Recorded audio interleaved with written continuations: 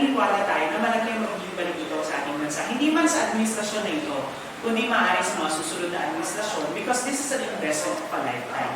And nakikita po natin na tulong-tulong po ang ating mga iba't ibang kagawaran, katulad ng kagawaran ng edukasyon, kagawaran po ng science and technology, para po magtulungan. Nakita po natin na nag-launch po tayo ng app mula po sa TOST para po magkaroon ng malawakan na warning system. At hindi man lang po yun, magkakaroon po sila ng pointers for recovery and resilience. Kasi pwede sila magplano ng kanilang pwedeng gawin after ng bagyo because of the app. Sir, last question po from Caballo National Zoo. Matindi mo yung pinakaharap ng Pilipinas lalo na sa bagyo at isa sa mga nagsasalba sa Isabela ay ang Sierra Madre na ngayon ay